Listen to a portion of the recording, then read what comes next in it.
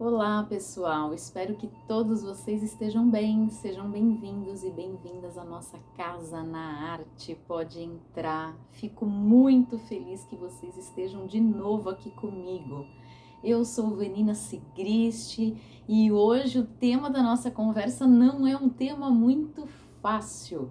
É um tema talvez polêmico, mas eu adoro uma polêmica, adoro conversar com os meus alunos dos assuntos os mais tabus que a gente tem na sociedade. E este tema, esta ideia para este vídeo, na verdade, surgiu de um debate que aconteceu em um grupo de Facebook do qual eu participo faz pouco tempo. É um grupo assim muito produtivo, com muitos posts, muitos debates, muitas ideias bem legais, enfim, relacionadas à literatura, a cinema.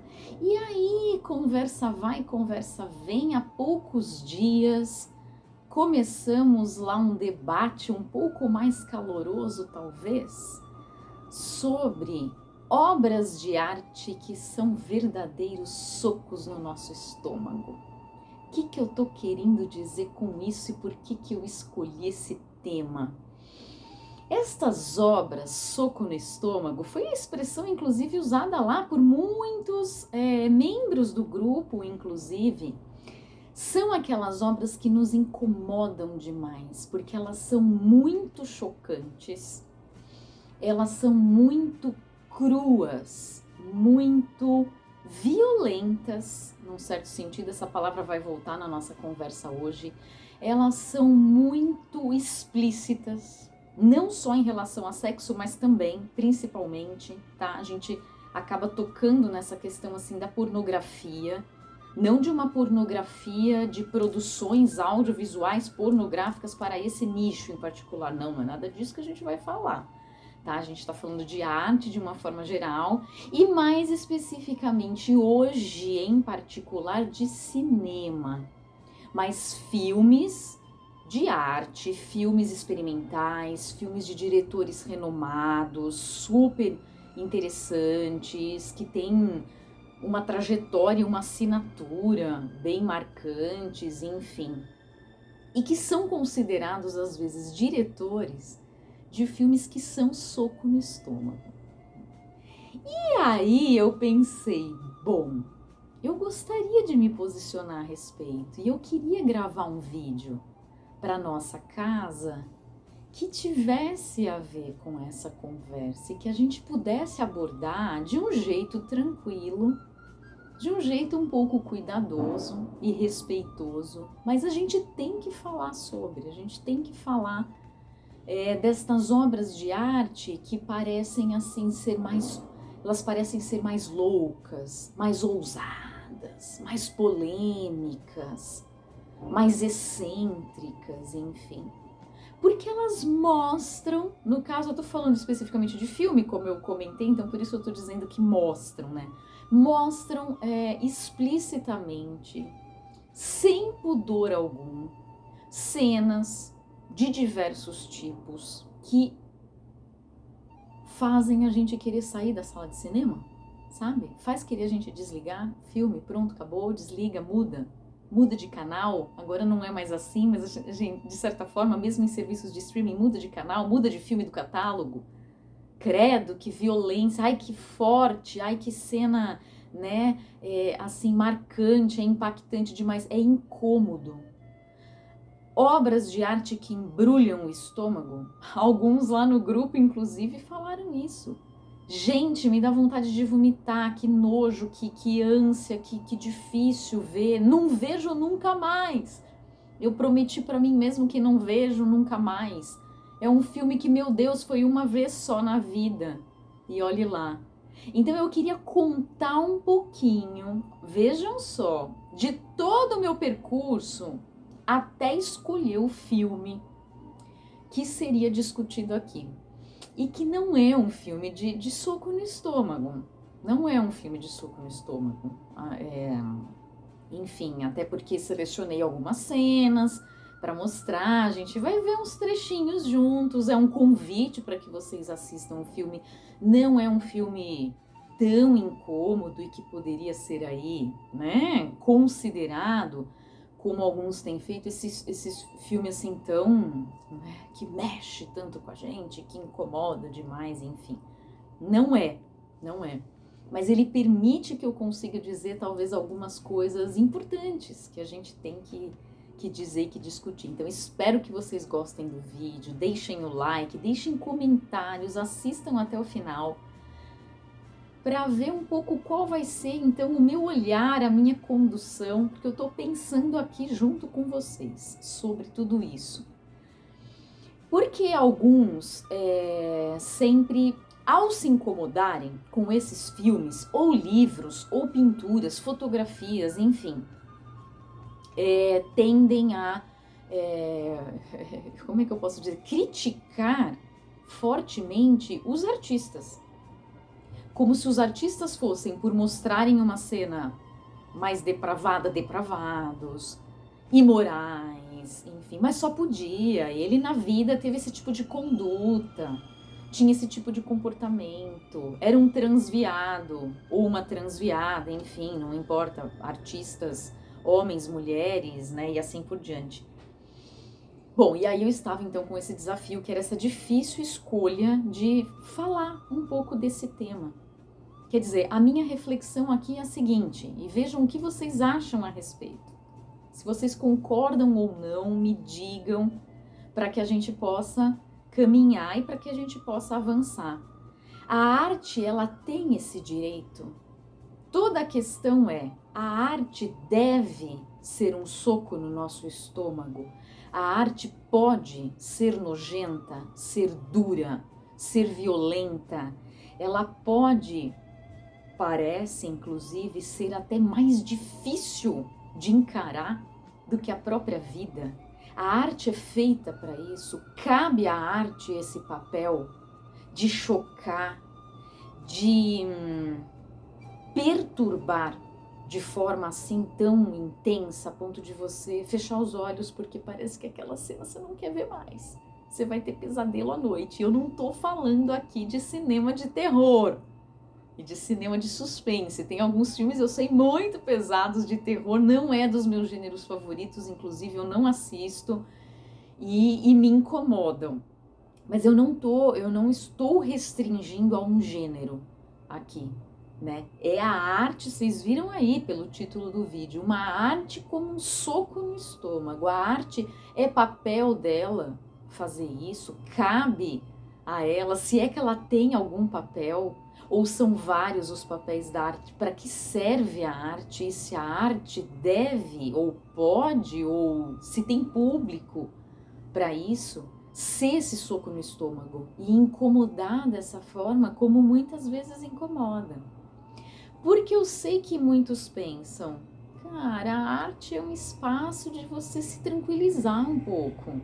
Eu quero colo, eu quero dar risada, eu quero relaxar um pouquinho, eu quero sair da minha banalidade, da minha rotina, do meu dia a dia, da minha vidinha corriqueira, eu quero esquecer do meu trabalho, eu quero sonhar um pouco, eu quero me colocar no lugar de um outro alguém, eu quero ficar por 1h30 vivendo na pele, digamos assim, outra vida, né? Quero acompanhar aí a iniciação, a jornada, enfim, a trajetória de algum herói, alguma heroína, alguma personagem.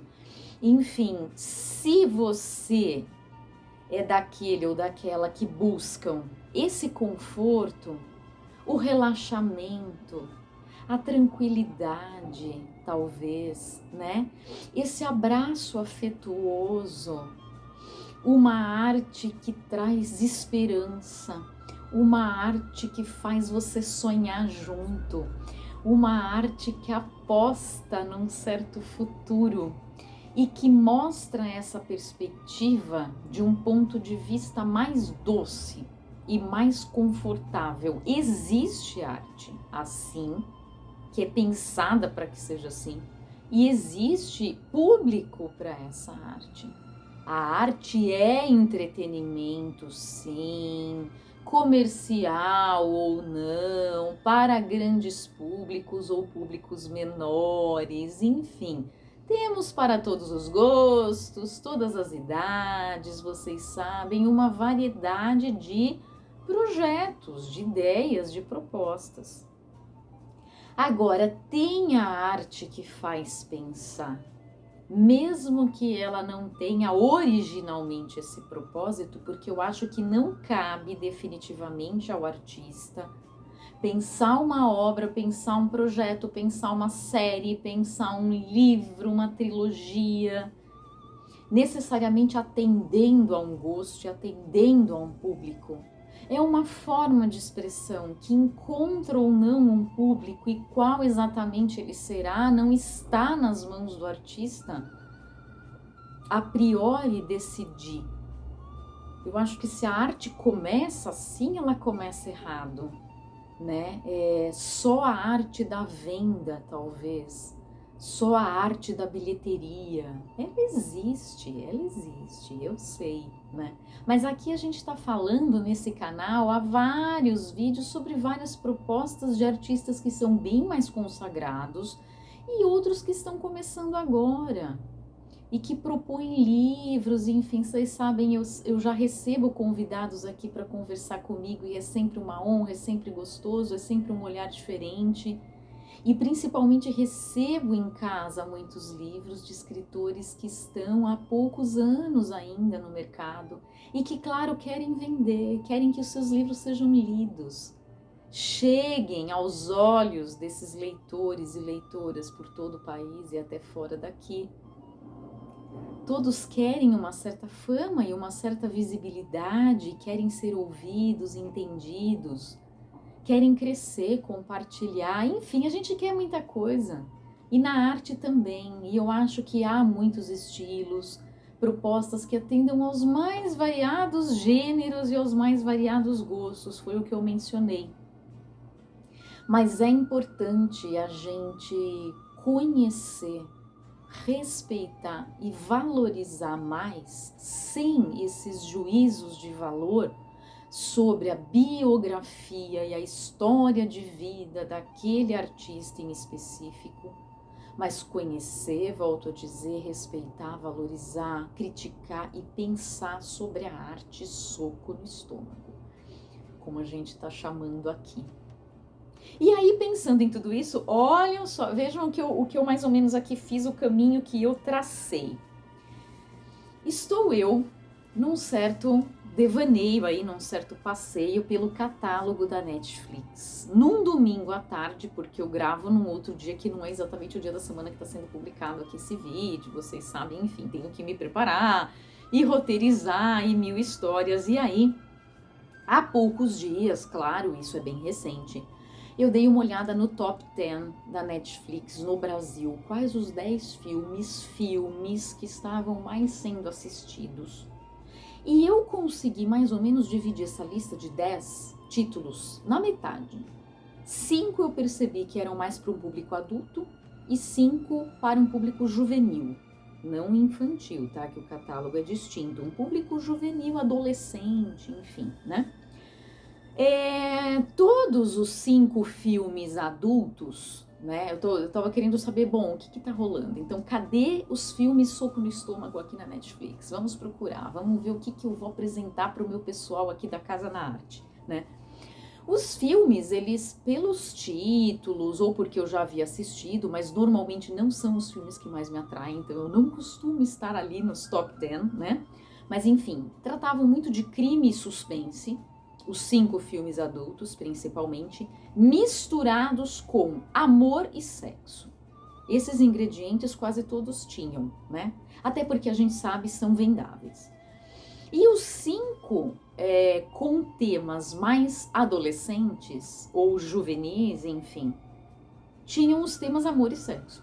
Obviamente, até porque é a fase da vida dos hormônios, enfim, né? Do corpo que começa a passar por um processo diferenciado de transformação e de autoconhecimento e de iniciação sexual, muitas vezes, ou só afetiva, mas então os romances, os dramazinhos românticos, aqueles filmes que se passam em colégios, né?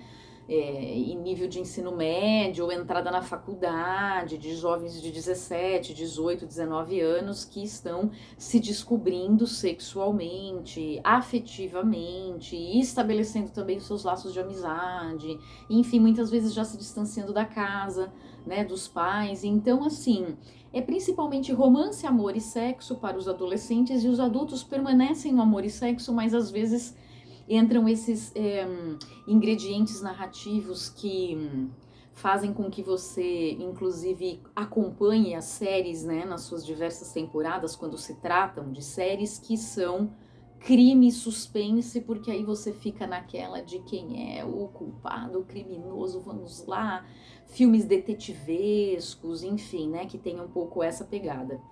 Então a lista há poucos dias era mais ou menos essa, não vou entrar no mérito de cada título aqui, enfim, porque eu quero falar de um título hoje em especial. E aí eu pensei, bom, então vamos procurar algum gênero que se destaque daqueles mais comuns, fora dessa lista top 10 da Netflix. Drama, eu encontrei, é um gênero clássico, né, tradicional, inclusive é um gênero de que eu gosto muito. Ação e aventura é um segundo, ficção científica é um terceiro. Então tem lá todas essas etiquetas, essas categorias. Família, né? São aqueles filmes assim para você assistir do domingo à tarde, normalmente, em família, para dar risada, acontecem muitas aventuras, pataquadas, enfim, para crianças, não só o catálogo infantil, mas tem uma questão de crianças mais velhas, para assistir com crianças mais velhas, né? Digamos assim, que talvez entendam o mesmo enredo que um jovem ou adulto. Suspense, a categoria dos originais, né? Netflix, por exemplo, tem essa categoria das produções originais com selo Netflix. E aí eu fico pensando, então, mas onde é que eu vou achar os filmes soco no estômago? Esses filmes que são acusados de serem explícitos demais, violentos, mostrarem tudo e mais um pouco, muitas vezes muito pornográficos, enfim, onde é que eu vou encontrar, né? Aqueles filmes que doem na gente assistir, assim, que parecem machucar, sabe? Machucar, escandalizar, machucar, atormentar, incomodar mesmo, mas incomodar nesse sentido é físico quase, é físico, né? Cadê os filmes que causam náusea, né? Como o pessoal lá no grupo do Facebook estava há poucos dias comentando, essa arte que nossa, parece asquerosa, sanguinolenta, enfim, né? O que é isso? Por que alguém faz um filme desses? Por que alguém cria uma obra de arte como essas? É o que a gente muitas vezes fica pensando. Eu acho genuíno esse tipo de questionamento, né? Mas eu percebo que muitas pessoas fogem um pouquinho da conversa, do debate e dizem que não estão a fim de encarar, e realmente são filmes ou produções muitas vezes mais difíceis, né? E então, finalmente, vamos conversar sobre um filme. Olhem que curioso o que aconteceu. Um filme em específico foi mencionado no grupo do Facebook, que fez surgir em mim todas essas dúvidas e essa vontade de gravar esse vídeo aqui para vocês, que foi o filme Salò, de Pier Paolo Pasolini, um diretor italiano. Não sei se vocês conhecem, muitos filmes dele são bem conhecidos e famosos. Esse Salò tem por subtítulo, inclusive, Os 120 Dias de Sodoma, e é um filme que mostra os 120 dias em que algumas pessoas se tornaram, o que a própria sinopse do filme diz, escravos sexuais de 4 fascistas italianos, e que ficaram aprisionados e condenados a servi-los, né, sexualmente, enfim, por este período.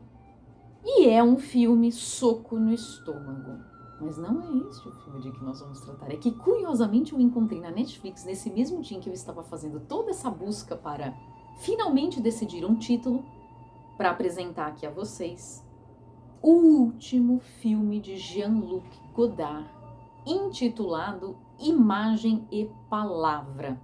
Esse filme é um filme que foi produzido em 2018.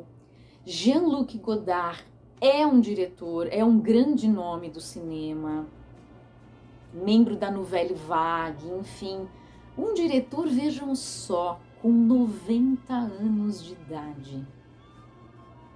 Muito lúcido e ainda muito produtivo. Alguns dizem que, inclusive, um dos melhores filmes que ele dirigiu e que ele assinou é este, Imagem e Palavra. Foi para o Festival de Cannes, no ano passado, retrasado, né?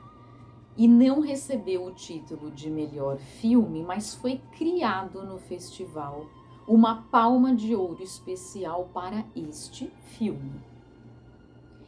Imagem e Palavra. Pois eu comecei a assistir neste mesmo domingo em que estava aí fazendo estas minhas investigações pela Netflix. E ele exibe a própria cena do filme Salò de Pasolini, que tinha gerado tanto furor e tanta polêmica no Face. Vamos assistir juntos esses poucos segundos.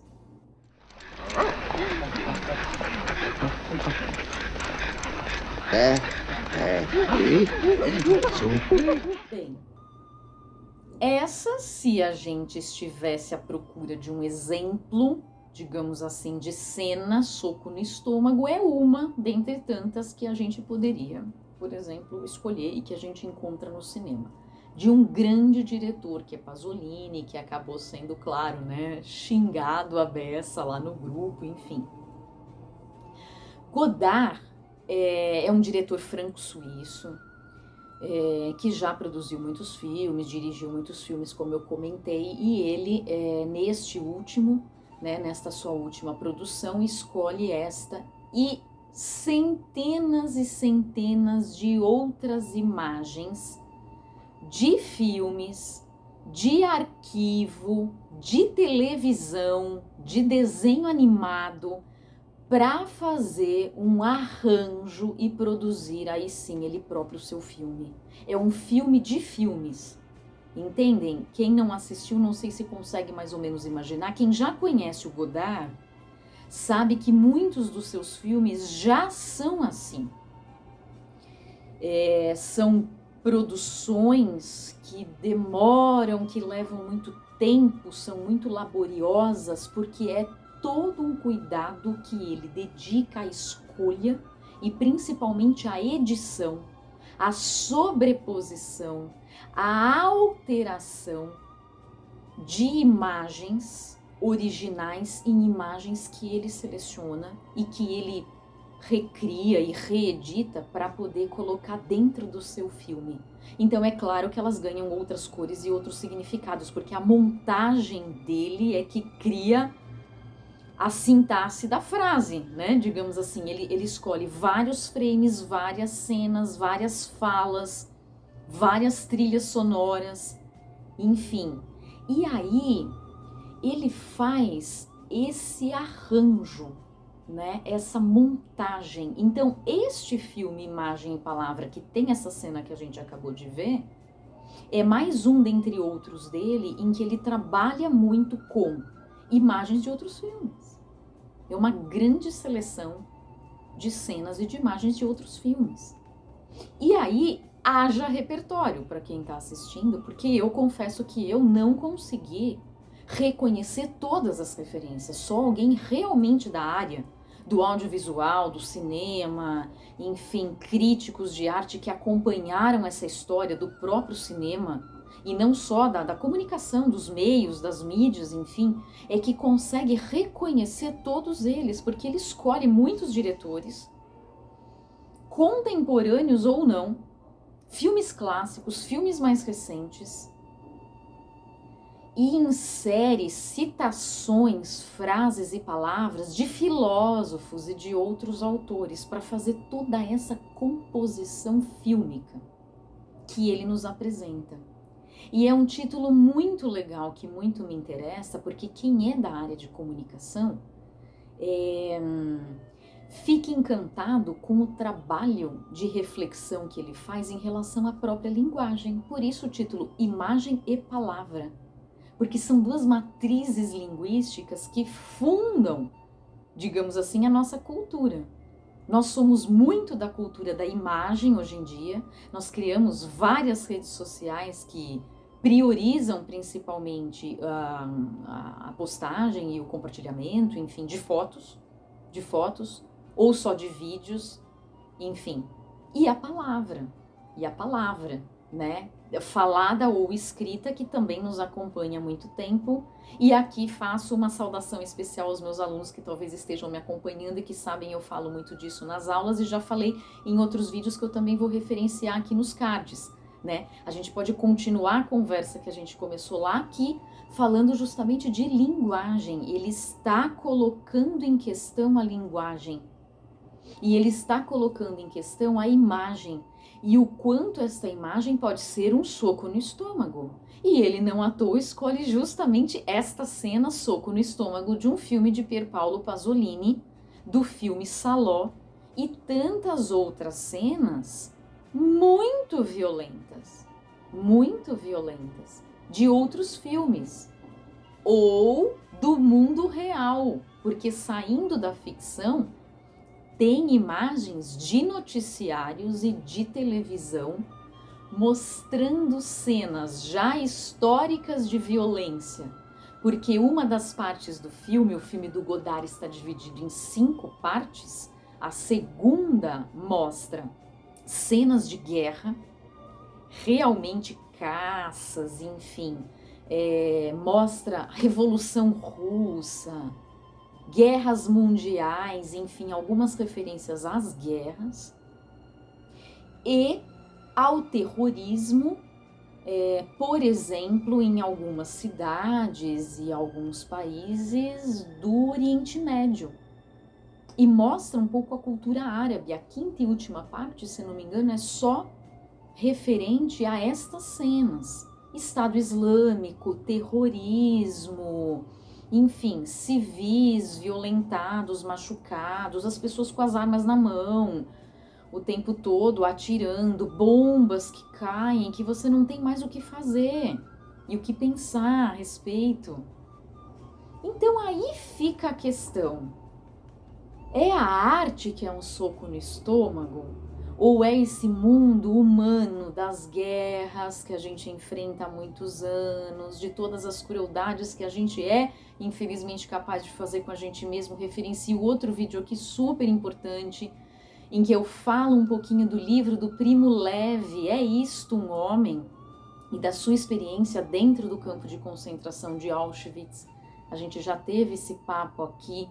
E hoje eu nem havia previsto, tá? Tava fora do roteiro, mas eu acabei me lembrando e citei esse vídeo em que eu falo desse livro, né, do Primo Levi, porque tem muito a ver com o que eu tô falando aqui em relação à guerra e em relação à violência. Violência verbal, a violência imagética, a violência visual das imagens que a gente escancara, que a gente prolifera no nosso dia a dia o tempo todo, a violência física propriamente, a violência sexual, que aparece na cena que a gente viu em Salò, a violência em relação a crianças, mulheres, idosos, grupos ditos minoritários que estão sempre um pouco à margem, né, de um mainstream de padrão de comportamento, enfim, a gente sabe.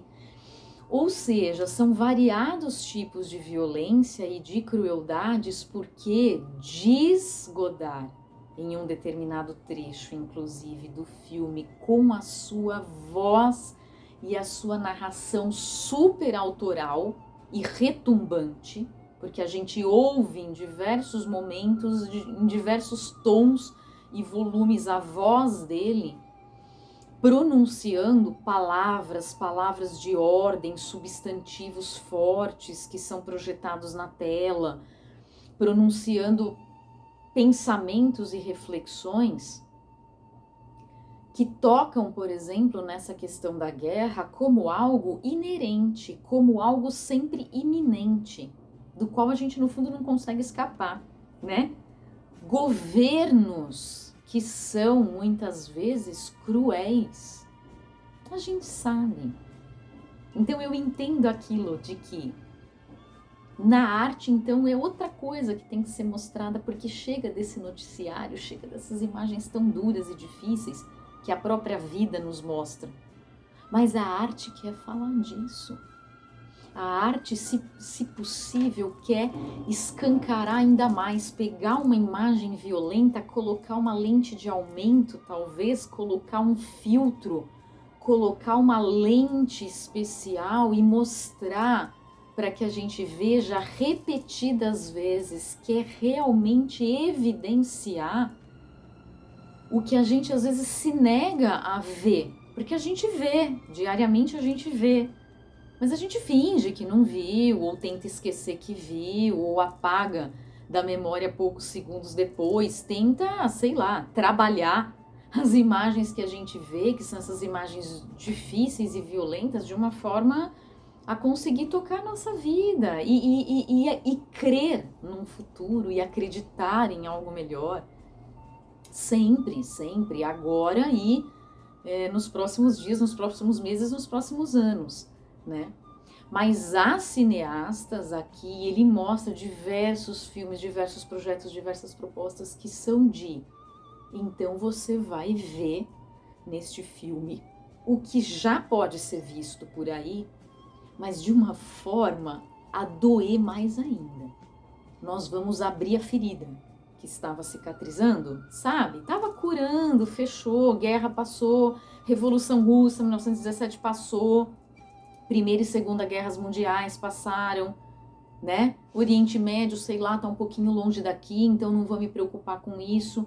Aí vem um filme desses e mostra a cada um de nós, no Brasil e em qualquer outro país, esse tipo de vida difícil, né? De vida difícil. E aí a gente pode pensar, bom, então como Godard faz isso? Qual é então a lente que ele usa? Qual é o soco no estômago que ele nos dá? Porque o Pasolini a gente já viu por aquela cena, mas como é um pouquinho desse trabalho, dessa montagem, como eu comentei, desse arranjo que ele faz, com várias e várias cenas. Então vamos sentir um pouquinho que trabalho é esse e depois eu volto para fazer mais um comentário. Faites-la partir. Pas dans la cuisine.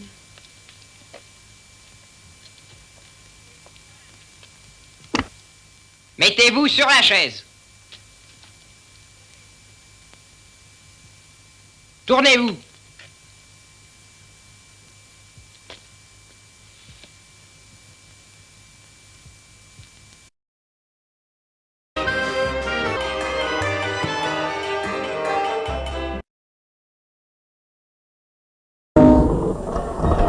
Alors, on se promène? Vous n'avez pas peur, toute seule? Vous habitez chez vos parents? Alors, vous habitez chez papa et maman? Chez papa et maman?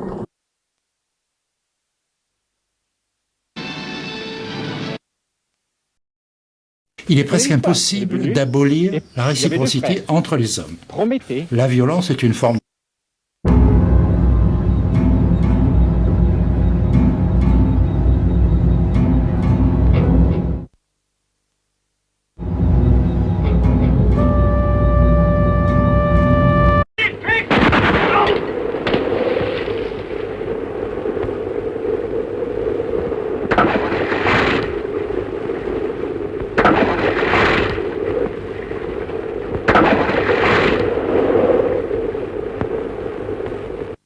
Accadeva nell'inverno del 1944.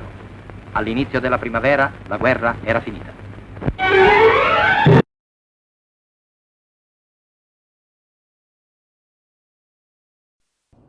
nesses segundinhos que a gente viu aí do filme do Godard, Imagem e Palavra, nós vimos cenas de filmes e da realidade, digamos assim, que foram por ele trabalhadas, lapidadas, ressignificadas, alteradas e montadas de forma que a gente pudesse ver por diversas vezes a violência.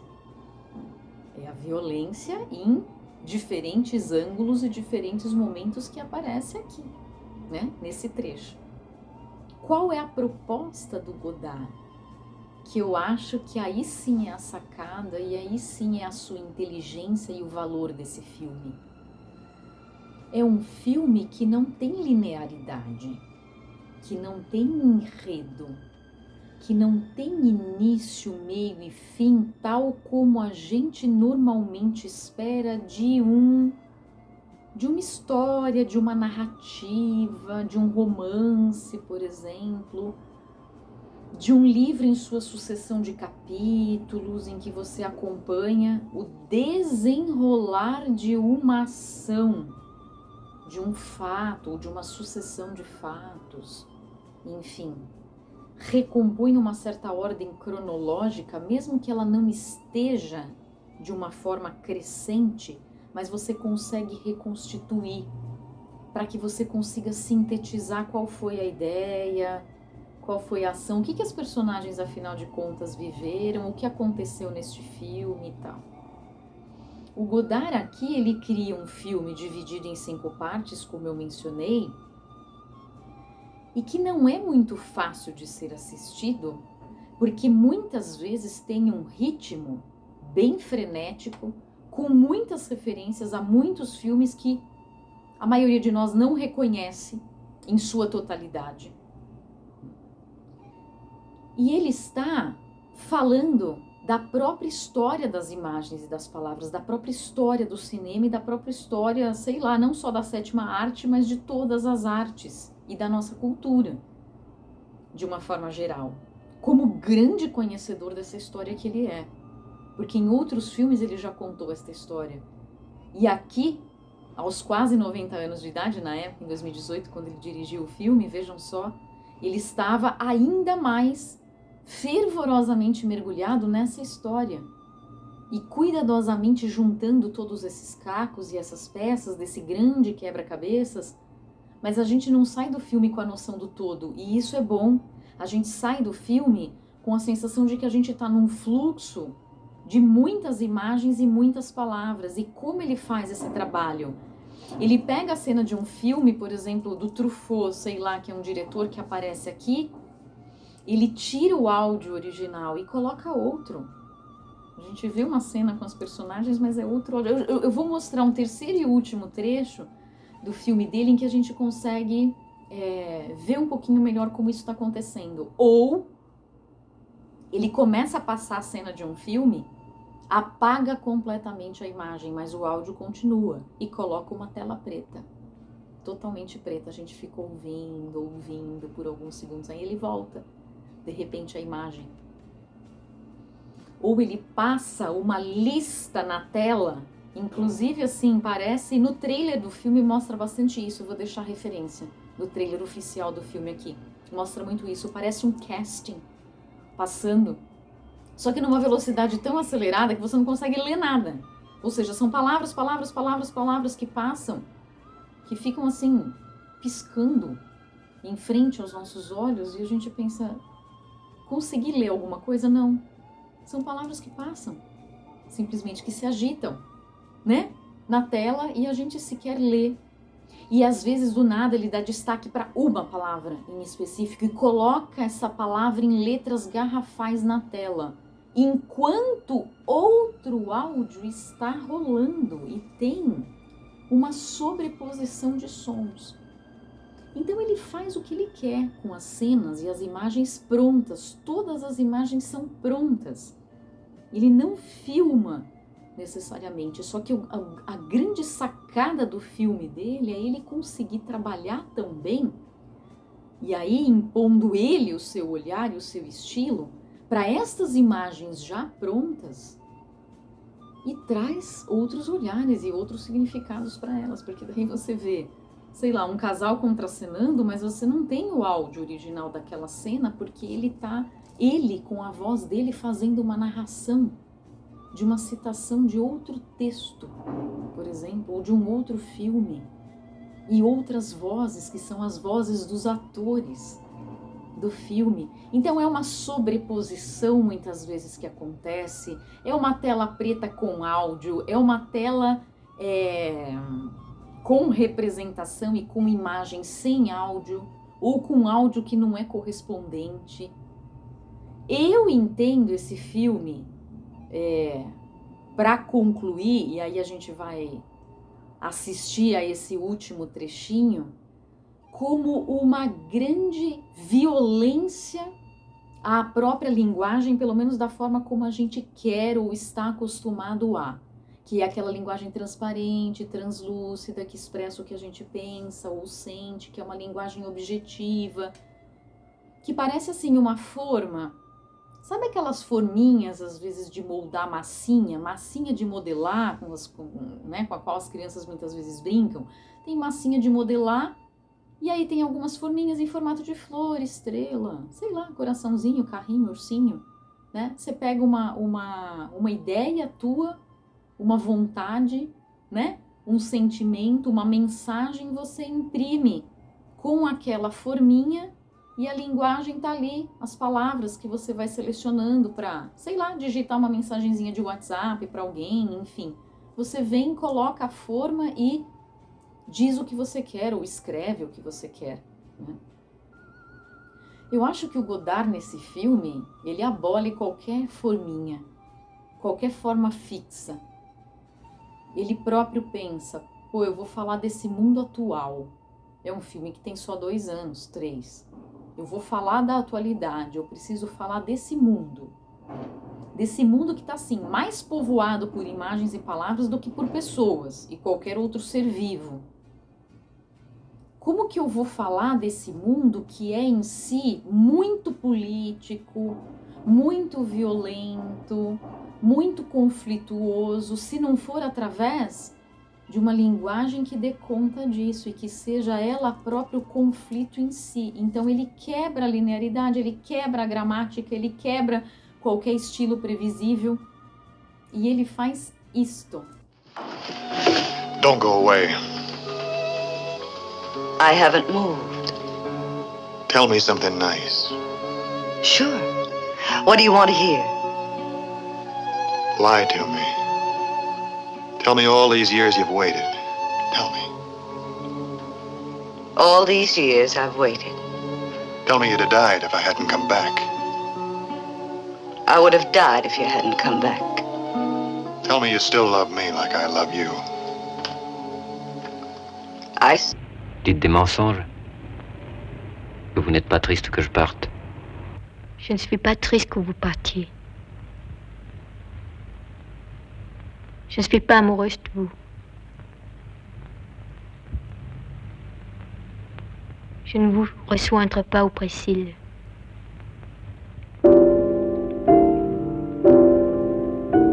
Je ne vous embrasse pas tendrement.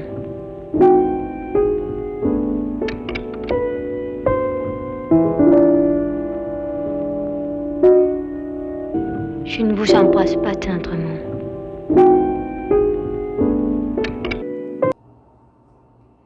É um filme difícil de ser visto e de ser assistido. Já vou adiantar, já vou dizer. Então, só para os fortes, né? Só para as fortes, só para aqueles que queiram realmente encarar, como foi o tema da nossa conversa aqui, arte difícil, arte que dói, arte que incomoda, que faz pensar muito. E esse pensar é um pensar sentido muito na carne. É a arte soco no estômago. Esse filme em si é um soquinho no estômago, só em comparação com outros. Mas eu acho que eu consegui, pelo menos, me posicionar um pouco em relação a essa ideia que surge muitas vezes em vários grupos de que eu participo, que eu ouço, que eu, sei lá, mesmo em aula, dialogo com os alunos, enfim. O que é a arte? Qual o papel da arte? Eu busco isso na arte. Eu acho que para mim arte tem que ser assim. Eu só assisto esse tipo de filme, leio esse tipo de livro. Enfim, vocês gostam ou não, é legal ou não, recomendam ou não tal leitura. A recomendação é sempre difícil. Vai de você aderir, se interessar, querer se arriscar e ousar um pouco. Infelizmente, a arte ainda é muito inacessível, muito misteriosa. Uma incógnita para muitas populações, para muitos grupos sociais, não só aqui no nosso país, mas principalmente por ser um país pouco desenvolvido. Temos uma arte popular riquíssima, que talvez seja até mais conhecida, mas eu não sei se a gente acolhe todos os grupos e a gente leva a arte de uma forma certa para todas as regiões, para todos os grupos, todos os públicos, enfim. E também deixa que eles mostrem a sua arte. Porque a gente desde sempre dança, toca, se expressa artisticamente.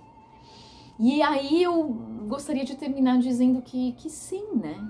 Que a arte muitas vezes é um belo soco no estômago. E eu entendo quem tenha muita dificuldade de ver ou de assistir, nesse caso, já que a gente falou de cinema, que é imagem em movimento, ou de ler.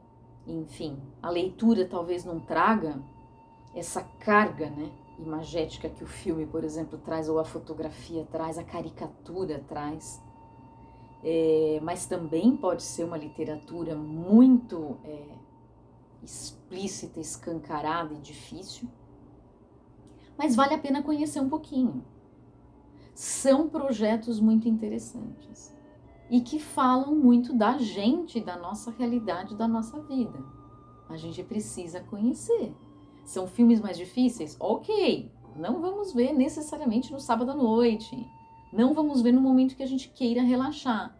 Mas que a gente queira se vulnerabilizar mais e deixar que esse filme provoque sensações na gente. A gente está muito anestesiado e sem... permitir que essas sensações aflorem. Então vamos assistir a filmes que façam essas sensações aflorarem, sem preconceitos, eu acho, tentando entender um pouco que proposta é essa. Não dá para entrar na cabeça de nenhum diretor aqui, de nenhum, roteirista, enfim, Eu acho que é a nossa relação, o nosso embate mesmo com o filme, esse nosso encontro, que pode ser um bom encontro, mesmo que seja um pouquinho doloroso. Tudo bem? Espero que tenham gostado desse nosso tema e dessa nossa conversa. Se inscrevam no canal se ainda não se inscreveram, porque isso é muito importante para que esse nosso grupo se fortaleça. Tudo bem? Até o próximo vídeo, então. Muito obrigada pela atenção. Um abraço!